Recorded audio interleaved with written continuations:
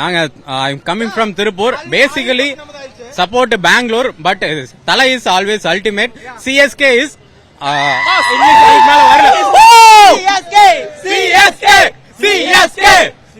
வந்துரும்ல bro, right bro.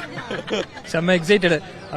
பொதுவாகவே CSK மேட்ச்னா செம்ம எக்ஸைட்டட். அதுவும் சதர்ன் டெர்பி சிஎஸ்கே ஆர்சிபி செம்ம எக்ஸைட்டட். ஆக்சுவலா தோனி வந்து கேப்டன்சில இருந்து ருத்ராஜுக்கு ஹேண்ட் ஓவர் பண்ணது வந்து கொஞ்சம் சோகமா இருந்தாலும், பட் ஓகே, தலையோட டிசிஷன் வந்து நம்ம வந்து கமெண்ட் பண்ற அளவுக்கு நம்ம பெரிய ஆள் இல்ல. பட் ஆனா இது இன்னொரு சைட பாத்தீங்க அப்படின்னா ருத்ராஜுக்கு வந்து 26-27 இயர்ஸ் தான் ஆகுது. ஒரு ஸ்ட்ராங்கான ஒரு கேப்டனா அவரை வந்து ஃபார்ம் பண்றதுக்கு உண்டான டிசிஷனை தான் நம்ம பார்க்கணும்.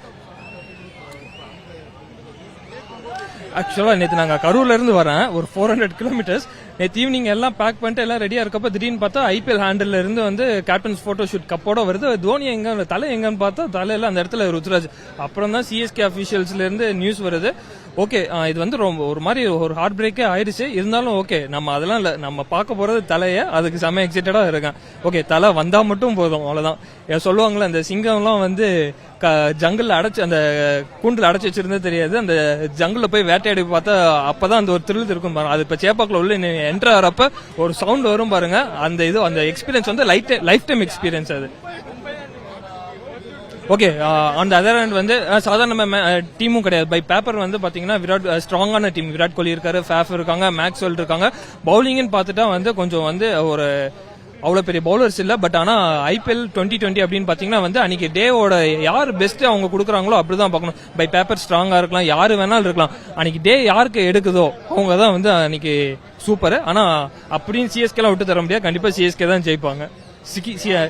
6th டைம் வந்து கப் அடிக்கிறதுக்கு உண்டான எல்லா கேப்பபிலிட்டி நம்ம டீமுக்கு இருக்கு. ஆக்சுவலி வந்து தலையோட கேப்டன்ஷிப் பார்க்க டாஸ்க் போடுற அதுக்கு தான் வெயிட் பண்ணியிருந்தோம். நேற்று பாத்தீங்கன்னா வந்து ருத்ராஜ் கைக்வாட் தான் கேப்டன் சொல்லி அனௌன்ஸ் பண்ணிட்டாங்க. அதுலேயே கொஞ்சம் இதாயிடுச்சு. எக்ஸ்பெக்டட் தான், ஆனா அன்எக்ஸ்பெக்ட் டைம்ல வந்து தான் கொஞ்சம் இது. மேபி நெக்ஸ்ட் சீசன்ல சொல்லியிருக்கலாம். இந்த சீசன் வந்து ஃபுல் அண்ட் ஃபுல் தலை கேப்டன்சி அது பார்க்க தான் வந்தோமே. இன்ஜுரியில இருந்து வேற வந்திருக்காரு, ஆபரேஷன் முடிஞ்சு. சரி, அவர் பேட்டிங் பார்க்கறதுக்கு தான் ஃபுல் அண்ட் ஃபுல் வெயிட்டிங். பயங்கரமா இருக்கும்னு நினைக்கிறோம். ஆர்சிபி ஹோம்ல இது வரைக்கும் ஜெயிச்சதே இல்லை லாஸ்ட் 2-3 இயர்ஸா. இந்த வாட்டியும் நாங்க தான் அடிப்போம் ஆர்சிபியை. ஸ்ட்ராங்கான டீம் தான், ஆனா பவுலர்ஸ் யாருமே இல்லையாங்க. பாத்தீங்கன்னா பவுலர்ஸே கிடையாது. நம்ம கிட்ட எல்லாமே ஃபர்ஸ்ட் கிளாஸ் பவுலர்ஸ் இருக்காங்களே. அவங்க கிட்ட பவுலர்ஸ் தான் பெரிய டிராபேக். பேட்டிங் கன் மாதிரி வச்சிருக்காங்க, பவுலர்ஸே இல்ல. நம்ம கிட்ட பேட்டிங் பவுலிங் எல்லாமே ஃபுல் அண்ட் ஃபுல் இருக்கு. ஆல்ரவுண்டர்ஸ் பாத்தீங்கன்னாலே ஃபுல் அண்ட் ஃபுல் டீம்ல ஆல்ரவுண்டர்ஸ் தான். 9 பேரும் பேட்டிங் ஆடுவாங்க, 9 பேரும் பவுலிங் போடுவாங்க. அந்த மாதிரி டீம் வச்சிருக்கோம் நாங்க.